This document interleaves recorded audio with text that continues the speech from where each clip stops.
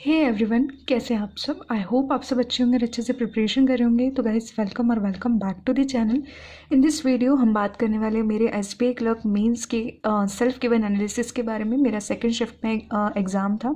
Video को last तक देखना है और कमेंट करके आप बताएंगे कि आपका कौन से शिफ्ट में था, कैसा हुआ आपका एग्ज़ाम, नंबर ऑफ अटैम्प्ट्स क्या हैं, कौन सी कैटेगरी से आप बिलोंग करते हैं और कौन से स्टेट से आपने अप्लाई किया था। ठीक है, वीडियो को लास्ट तक देखना है क्योंकि लास्ट में बताऊंगी मेरे नंबर ऑफ अटैम्प्ट्स क्या रहे हैं, सारे एस्पेक्ट्स के बारे में बात करेंगे और आगे इस एग्ज़ाम से हमें क्या लर्निंग्स मिली हैं उसके बारे में भी साथ के साथ बात करते जाएंगे। वीडियो को स्टार्ट करने से पहले 2 से 3 बातें मैं आपसे बोलना चाहूँगी कि देखो, ये मेमोरी बेस्ड एनालिसिस है, तो देखो हर चीज़ याद रहना ये भी ज़रूरी नहीं है। तो नंबर ऑफ क्वेश्चंस का जो डिस्ट्रीब्यूशन है वो ऊपर नीचे हो सकता है। कुछ चीज़ें जो है वीडियो आप आगे देखेंगे तो मैंने आपको वैल्यूज़ के थ्रू समझाई है। मे भी एग्जैक्टली वही वैल्यू हो सकती है और हो सकता है कि ऊपर नीचे हो गई हो थोड़ी सी वैल्यू। तो इस बात को आप अंडरस्टैंड करना और थोड़ा सा समझने की कोशिश करना। ओके, तो चलिए स्टार्ट करते हैं, ज़्यादा डिले नहीं करेंगे। सबसे पहले सीक्वेंस की बात करें तो जीए, इंग्लिश, क्वांट, रीजनिंग, इस तरीके का सीक्वेंस था। ठीक है, जीए था आपका हाउ मैनी मंथ्स, कितने मंथ्स का पूछा गया था। तो उससे पहले मैं आपको बता दूं कि एग्ज़ाम का जो लेवल था ओवरऑल अगर मैं बताऊं तो मुझे मॉडरेट लगा। राइट, मॉडरेट लगा कि ज़्यादा इजी भी नहीं बोल सकते उसको, इजी तो आई थिंक नहीं बोल सकते, बट ज़्यादा हाई लेवल भी उसको नहीं बोला जा सकता, बट ये था कि मॉडरेट है ना। और सभी सेक्शंस में सबसे ज़्यादा मॉडरेट कौन सा है तो स्पेशली जीए सेक्शन रहेगा, क्योंकि जो सेकंड शिफ्ट है उसके अंदर अप्रैल से सितंबर के करंट अफेयर्स पूछे गए थे और कोई भी नवंबर से कुछ भी नहीं था। ठीक है, और आपका दिसंबर से भी कुछ नहीं था। अक्टूबर के भी 1-2 क्वेश्चंस आपको देखने को मिले थे, बाकी मोस्ट जो डिपेंडेंट मंथ था ना वो आपका सितंबर ही था। तो उन लोगों ने जिन्होंने स्टार्टिंग से बहुत अच्छे से प्रिपरेशन किया है या फिर जिनको जीए बहुत पढ़ना अच्छा लगता है, तो अच्छे से अगर उन्होंने स्ट्रेटेजिकली किया होगा ना तो उन्होंने आराम से बहुत अच्छे मार्क्स स्कोर किए होंगे। बट मेजॉरिटी जो है उनके नंबर ऑफ़ अटैम्प्ट्स जो हैं वो काफ़ी कम हुए हैं जीए सेक्शन के अंदर। ठीक है, इंक्लूडिंग मी। तो बस सिंपल सी बात है कि ये नया चीज़ देखने को मिला था यहाँ पे कि इस बार रिसेंट मंथ से कुछ भी नहीं था, काफ़ी मतलब ओल्ड भी आपसे पूछा गया था। तो इस तरीके से ये था। अब बात करते हैं कि मेमोरी बेस्ड ये क्वेश्चंस आपको कहाँ पे मिलेंगे शिफ्ट 1 और 2 के। तो वो आपको टेलीग्राम चैनल में मिल जाएंगे या टेलीग्राम ग्रुप को भी आप ज्वाइन कर लेंगे तो वहाँ मिल जाएगा, लिंक आपको डिस्क्रिप्शन में मिलेगा। ठीक है, इस तरीके से जो क्वेश्चंस आपको याद है वो भी आप कमेंट बॉक्स में बता सकते हैं। ठीक है, अब अपकमिंग एग्जाम्स के लिए हमको क्या मतलब कैसे क्या प्रिपरेशन करना है। तो देखो, हम हमेशा कर रहे थे लास्ट 3 to 4 मंथ्स। ठीक है, लास्ट 3 to 4 मंथ्स कर रहे थे, तो अब एटलीस्ट हमको क्या करना होगा 6 मंथ्स। जितने भी अपकमिंग एग्जाम्स हैं उनको स्टार्ट करने के लिए हम अब अप्रैल से तो स्टार्ट नहीं कर सकते, अप्रैल 2022 से इतना तो नहीं कर पाएंगे ना। तो एटलीस्ट हमको अगस्त से तो स्टार्ट करना ही है, जुलाई अगस्त से तो स्टार्ट करना ही होगा हमको, है ना। जुलाई अगस्त से स्टार्ट करते 2022 के, और फिर रिसेंट मंथ्स जो है उन पे भी फोकस करना है, साथ में इस पे भी फोकस रखना है। ठीक है, लेकिन जो करने का तरीका होगा वो यही होगा कि जैसे जनवरी आपने पहले किया, फिर दिसंबर, इस तरीके से ही आपको इसी वे में करना होगा।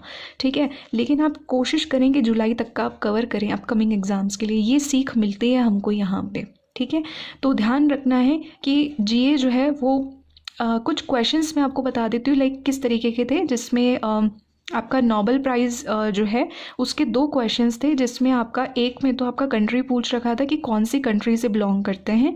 ठीक है, और एक में आपका पूछ रखा था कि ये जो ऑथर हैं वो कौन से नंबर की बनी है, लाइक इस तरीके से कुछ क्वेश्चन था। एक क्वेश्चन था आपका कि मिनिस्ट्री ऑफ कोऑपरेशन जो है वो उसका इस्टेब्लिशमेंट कब हुआ था, मतलब 2020 या 2021, इस तरीके से मंथ्स कुछ दे रखे थे। ठीक है, एक क्वेश्चन था आपका जो INS है, इंडियन नेवल शिप, वो डीकमीशन हुआ था, तो कौन सा हुआ था। तो इस पर बेस्ड कुछ क्वेश्चंस थे। राइट, तो अब पूरे के पूरे जो टोटल क्वेश्चंस है वो आपको कहाँ मिलेंगे, टेलीग्राम में मिलेंगे। 1-2 दिन में अपडेट कर दूंगी मैं, तो आपको ज्वाइन कर लेना है। ठीक है, बात करते हैं इंग्लिश सेक्शन की। इंग्लिश सेक्शन जो है वो बहुत ज़्यादा इजी नहीं बोलूँगी मैं उसको, मैं इसको भी मॉडरेट ही बोलूँगी कि मतलब हाँ, जीए के कंपैरिजन में तो ये डुएबल था। इंग्लिश भी, रीजनिंग भी और क्वांट भी। बट अगर पर्टिकुलर सेक्शन की बात करूँ तो मुझे भी मॉडरेट लगा है, ठीक है। इंग्लिश सबसे पहले अगर मैं एरर्स की बात करूँ तो एरर्स कुछ ऐसे थे कि 2 पार्ट्स एरर थे, मतलब आपको सेंटेंस बेस दिए हुए थे, एक पार्ट इसके अंदर बोल्ड था जो कि बिल्कुल उसमें कोई एरर ही नहीं था। और इस तरीके से आपके सपोज करो सी बोल्ड दे रखा है तो ए और बी के अंदर एरर होगी, या बी और डी के अंदर एरर होगी, ए और डी के अंदर एरर हो सकती, इस तरीके से आपको था। 4 क्वेश्चन इसके देखने को मिले थे, सिंगल फिलर थे, ठीक है, लेकिन 2 वर्ड्स गिवन थे। जैसे कि अगर मैं बोल दूं आपको कि एक क्वेश्चन था जिसके अंदर डिग्रेडेशन और रिडक्शन, ठीक है, इस तरीके से आपको दे रखा था। तो सपोज उसका आंसर अगर यही होता, सपोज कर लेते अगर उसका आंसर यही होता, तो इस तरीके से डिग्रेडेशन का मीनिंग भी वही होना चाहिए और रिडक्शन का मीनिंग भी वही होना चाहिए, मतलब सिमिलर मीनिंग की होनी चाहिए। तो इस तरीके से सिंगल फिलर लेकिन 2 वर्ड्स आपको गिवन थे, तो 2 क्वेश्चंस इसके 2 या 3 क्वेश्चंस देखने को मिले थे।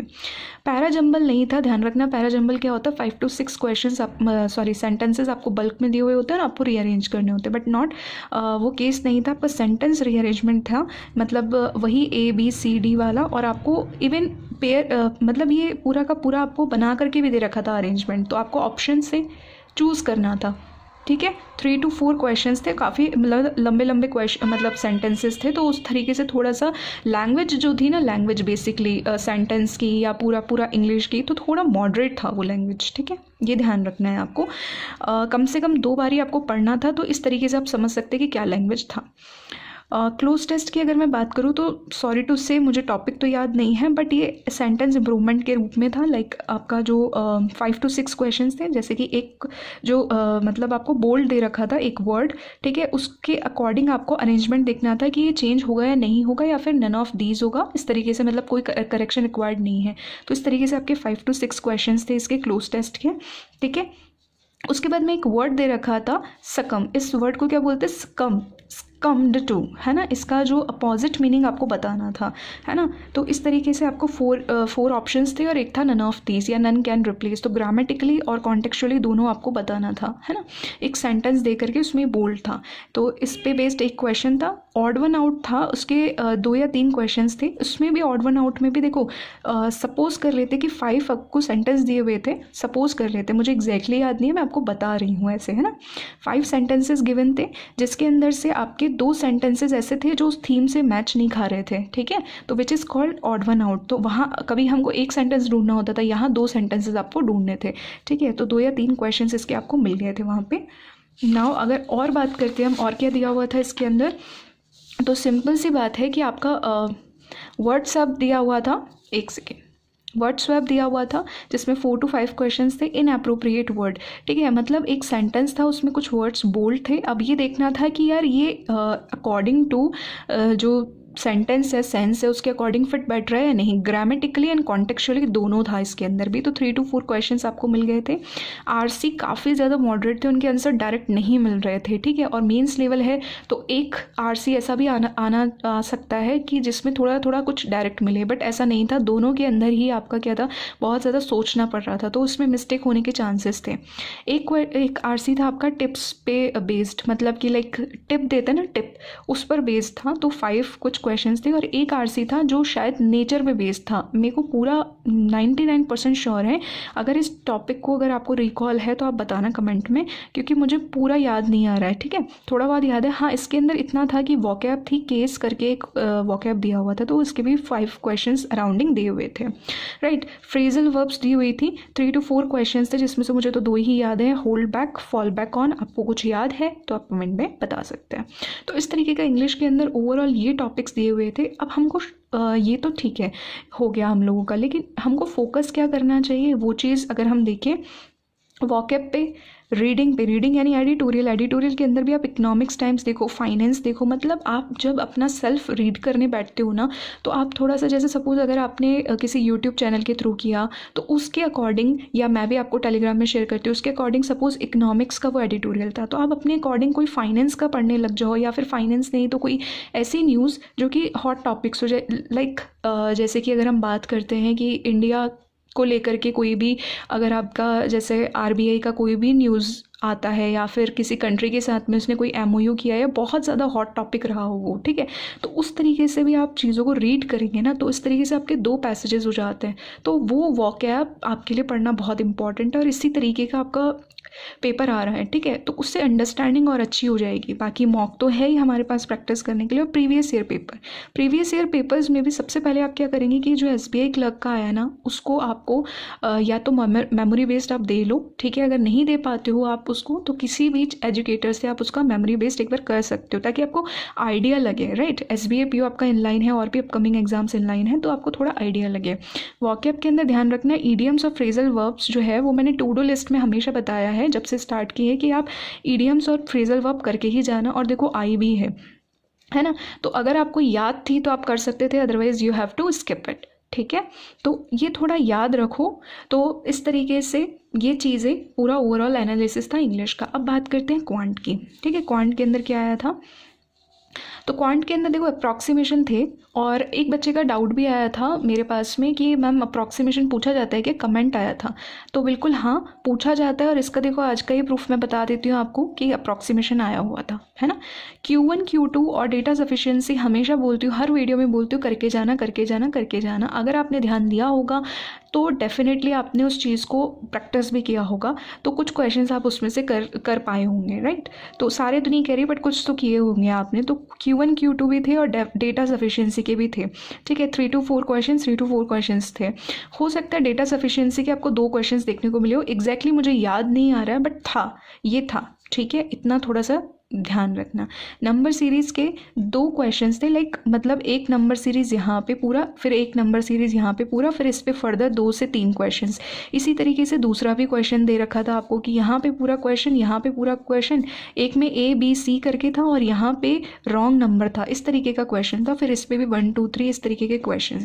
तो ये नंबर सीरीज़ के थे, जिसमें से मैंने ये वाला टाइप अटैम्प्ट किया था, उसका आंसर मैं अभी आपको बता दूंगी, ठीक है। कैसलेट DI जो थे वो 2 थे, वो दोनों ही मैंने अटैम्प्ट की थी। 4 to 5 क्वेश्चंस थे ईच के अंदर, ठीक है। डबल पाई चार्ट एक था जिसके अंदर वैक्सीनेशन बेस्ड था। डबल पाई चार्ट था जिसमें एक 2x दे रखा था वैल्यू और एक x, मतलब जो वैल्यूज़ थी ना वो तो पर्टिकुलरली आपकी क्या थी, परसेंटेज के अंदर दी हुई थी। और 4 टीके थे, 4 वैक्सीनेशन था, 3 to 4 क्वेश्चंस थे। एक आपका बार DI था, उसको कई लोग लीनियर जो है वो भी बता रहे हैं, क्योंकि मेरे पास भी कुछ मैसेजेस आए तो उसको लीनियर के अकॉर्डिंग बता रहे हैं। लीनियर नहीं है, वो बार DI है, जिसके अंदर एक वैल्यू जो थी वो आपकी 1080 kg कुछ दे रखी थी, मैंगोज के ऊपर बेस्ड थी ये, ठीक है। इस तरीके से आपका बना हुआ था। तो 4 to 5 क्वेश्चन आपको देखने को मिले होंगे उसके अंदर भी, है ना। और अब बात कर लेते हैं आगे। तो बात करते हैं हम यहाँ पे कि एक DI आपका दे रखा था, कॉस्ट प्राइस था, प्रॉफिट एंड लॉस डिस्काउंट पर बेस्ड था। इसके भी मिसिंग कुछ जो था टर्म्स मिसिंग थी, तो वी कैन से कि यार ये मिसिंग DI थी। और क्वाड्रेटिक इक्वेशंस के भी थे, और अलजेब्रा करके भी अगर हम बात करते हैं तो इसी के अंदर अगर हम इंक्लूड कर ले तो इसी टाइप पर बेस्ड था कुछ क्वेश्चंस। तो उसमें से मेरे क्वाड्रेटिक इक्वेशन का एक आंसर आया था CND। क्या आपका भी वही आया था? अगर आपने अटैम्प्ट किया था तो बताना कमेंट के अंदर। और अर्थमेटिक जो अगर मैं बात करूँ यहाँ पे तो 7 to 8 क्वेश्चन है, जिसमें पार्टनरशिप का एक क्वेश्चन था, CND आ रहा था, ठीक है। अगर मैं नंबर सीरीज़ की बात कर रही थी तो उसके कुछ आंसर जिसको मैंने अटैम्प्ट किया था उसका आंसर ये आ रहा था। एक कैसलेट जो दे रखा था उसमें ये टोटल वैल्यूज़ आ रही थी, और ग्रेजुएट और PG करके था। और एक कैसलेट था योग और डांस करके, जिसमें ABCD की वैल्यूज़ थी, ठीक है। इस तरीके का था। ओवरऑल क्वांट जो था ना वो काफ़ी कैलकुलेटिव था। तो चलो अगर डुएबल भी मैं इसको बोलती हूँ तो कैलकुलेटिव था। आप 2 से मुश्किल से ही 2 DI आराम से बना पाए होंगे अगर आप अर्थमेटिक वगैरह को भी कवर करते हो तो, ठीक है। तो डेफिनेटली नंबर ऑफ अटैम्प्ट्स जो होते हैं वो डाउन होते हैं। डाउन होने के 2 कारण होते हैं, एक तो पेपर आपका कैलकुलेटिव आता है, ठीक है, और एक आपका बहुत ही ज़्यादा मॉडरेट आता है। तो मॉडरेट तो नहीं कह सकते, मतलब हम ये कह सकते कैलकुलेटिव था। यहाँ पे डुएबल भी था बट कैलकुलेटिव था, वी कैन से, ठीक है। तो इस तरीके से अब आपको आगे क्या करना है, आगे के लिए फोकस करना है आपको DI data sufficiency Q1 Q2 अगर अभी तक भी स्टार्ट नहीं किया तो फिर से स्टार्ट करो। मेंस के लिए स्पेशली अर्थमेटिक वगैरह पे ध्यान दो। और जो यूट्यूब की फ्री प्लेलिस्ट है जिसके लिए मैं सजेशन देती हूँ, हर्षल सर को आप फॉलो कर सकते हो। और आज का भी SBI क्लर्क मेंस का जो लिंक है मेमोरी बेस्ड पेपर का, और देखो किसी भी तरीके का कोई पेड प्रमोशन नहीं है, मैं खुद इनको फॉलो करती हूँ इसलिए मैं आपको बता रही हूँ, ठीक है। और इनसे काफ़ी इंप्रूवमेंट मुझे भी देखने को मिला है, इसलिए I am suggesting you this. तो कोई पेड प्रमोशन नहीं है, इस बात को आप ध्यान से सुन लेना, ठीक है। तो मेमोरी बेस्ड आपको जो है वो इनके सर के चैनल पे मिल जाएगा, और नहीं तो मैं लिंक आपका टेलीग्राम में शेयर कर दूँगी, तब आप वहाँ से भी देख सकते हैं। ओके, अब यहाँ पे बात हो रही है, अच्छा एक चीज़ मैं आपसे बोलना चाहूँगी कि कोई टॉपिक आपको ऐसा लगता है जो बताना मैंने छूट दिया है तो आप कमेंट में मुझे बता सकते हैं। ओके, कुछ बच्चों का डाउट था रीजनिंग सेक्शन को लेकर के कि IBPS PO मेंस का पैटर्न आ जाएगा, वो पार्ट ए पार्ट बी, तो ऐसा कुछ भी नहीं आया था, नॉर्मल पैटर्न पे ही था, ठीक है। पजल एंड सिटिंग अरेंजमेंट की बात करें तो एज बेस्ड थे, जिसमें 6 पर्सन्स थे, लीनियर था 4 to 5, मंथ और सिटी बेस्ड 8 पर्सन्स दे रखे थे। एक मंथ था पंजाब उड़ीसा, मतलब एटलीस्ट 2 पर्सन्स तो आने ही थे। तीसरा स्टेट कौन सा था मुझे याद नहीं आ रहा है अभी, तो 5 क्वेश्चन थे। ईयर बेस्ड पजल था, आई थिंक 2 ईयर करके कुछ दे रखे थे, जितना मुझे याद हो रहा है 2001 या 2010 इस तरीके का समथिंग कुछ था, तो 5 क्वेश्चंस इसके थे। स्टेक बेस्ड आपका एक पजल था 13 स्टेक्स करके, तो 4 to 5 इसके भी क्वेश्चंस थे, राइट। और अगर हम आगे बात करते हैं तो हेक्सागन जो है वो पज़ल आया था शेप बेस्ड, जिसका मैंने आपको हिंट दिया था जब मैंने बताया था टॉपिक वाइज पजल्स वगैरह, जब नाबार्ड वगैरह के लिए प्रिपेयर कर रहे थे तो मैंने एक लिस्ट सेंड कर दिया था टेलीग्राम के अंदर। अगर आपने प्रैक्टिस किया होगा तो डेफिनेटली आपको शेप इसमें कोई दिक्कत नहीं आना चाहिए था, है ना। तो अल्फ़ाबेटिकल था ये, इन एंड आउट, तो 6 कॉर्नर 6 साइड्स इस तरीके का कुछ शेप होता है, मैं आपको बता देती हूँ, विच इज़ कॉल्ड हेक्सागन, ठीक है। ये कॉर्नर्स हैं और ये जो है वो साइड है। तो 4 to 5 क्वेश्चन इस पे भी थे, लेकिन काफ़ी कंफ्यूजिंग थी, ठीक है, कंफ्यूजिंग थी। अब फ्लैट एंड फ्लोर का एक पज़ल जो है वो मुझे याद नहीं आ रहा है प्रॉपरली कि वो आया था या नहीं आया था, क्योंकि एक बच्चे ने मुझे भी मैसेज करके बोला कि मैम वो फ्लैट फ्लोर वाला पज़ल आपको याद हो तो आप बता देना, बट मुझे याद नहीं आ रहा है। हालांकि मैंने लिख दिया है, अगर ऐसा कोई पज़ल था तो आप भी उसकी कंफर्मेशन देंगे कमेंट बॉक्स के अंदर, राइट। फिर इनइक्वलिटी बॉक्स पेस, इस तरीके का बॉक्स बनाते हैं हम और फिर सॉल्व करते, तो 2 क्वेश्चन थे, ईजी थे। डायरेक्शन डिस्टेंस की अगर मैं बात करती हूँ तो कोडेड फॉर्म में थे आपके 3 to 4 क्वेश्चन, ठीक है। और डायरेक्शन डिस्टेंस के अंदर एक चीज़ मैं बताऊं तो मुझे थोड़ा सा याद है कि इस तरीके का कुछ डायग्राम बन रहा था, लाइक इस तरीके से कुछ बना हुआ था, आई डोंट नो इतना ज़्यादा। ऊपर से अगर मैं देखूं यहाँ पे तो W और D के बीच में या तो 14 या फिर 24 इस तरीके का कुछ डिस्टेंस आ रहा था, ठीक है। 14 या 24, 4 तो था, इतना याद है मुझे, ठीक है। तो इस तरीके का आपका डायरेक्शन डिस्टेंस ईजी था बट कोडेड वाला था, राइट। ब्लड रिलेशन आपके सिंबल बेस्ड थे, 3 to 4 क्वेश्चंस थे, इजी थे। डेटा सफिशिएंसी जो है वो 3 to 4 क्वेश्चंस आए हुए थे, जिसके अंदर आपका एक चाइनीज़ कोडिंग डिकोडिंग का था और बाकी पजल्स का था, ठीक है। जिसके अंदर एक सर्कुलर था जिसमें 5 लोग बैठे हुए हैं, इस तरीके से कुछ था, और एक और पजल भी आया हुआ था आपका, राइट। तो उस तरीके से आपकी डेटा सफिशिएंसी थी। सिंबल बेस्ड अगर मैं बताऊँ तो उसमें एक वर्ड था, मतलब आपको सिम्बल्स दे रखे थे और उसी के हिसाब से बहुत ईजी था, तो उससे वो कैप्चर्ड वर्ड बन रहा था, ठीक है। अब 4 to 5 स्टेप्स करके दे रखे होते ना, ऑड नंबर है, ऑड के बाद में प्राइम नंबर है, तो आपको मल्टीप्लाई करना है, ऐड करना है, इस तरीके से आपके न्यूमेरिकल ऑपरेशंस पे 2 क्वेश्चंस थे। इनपुट आउटपुट तो मैंने देखा भी नहीं, बट सिंबल बेस्ड था, मुझे पता था कि ये थोड़ा सा ट्रिकी होगा, इसीलिए मैंने उसको देखा भी नहीं, बस जस्ट ये देखा कि सिंबल बेस्ड था, हल्का फुल्का सा। तो 3-4 क्वेश्चन थे इस पर, और नंबर्स भी होंगे आई थिंक, बट मुझे अभी याद नहीं है प्रॉपर, ठीक है। बट सिम्बल्स थे, बहुत गंदे गंदे से सिम्बल्स थे, बस इतना याद है, okay. And logical critical reasoning के 6 to 7 क्वेश्चंस थे, ठीक है। तो मतलब मैं ये कहना चाहूँगी रीजनिंग के अंदर मिसलेनियस पार्ट जो था वो इजी था, इनपुट आउटपुट को छोड़ करके, और ये आपका जो लॉजिकल है उसको छोड़ करके जो छोटे छोटे से क्वेश्चंस होते वो बहुत ईजी थे। बाकी पजल्स आपको पता है कि 1-2 बन जाए, मतलब 2 भी बन गई ना आराम से, तो बहुत ही अच्छी बात है, ठीक है। क्योंकि सिंपल सी बात होती है कि बहुत ज़्यादा लेंदी होती है, कितनी छोटी सी दिखती है ना उतनी लेंदी होती है। अब अगर आपने ये पजल बनाई होगी जो मैंने आपको बताया था एज बेस्ड है, उसका आंसर ये आ रहा था मेरा, तो ठीक है।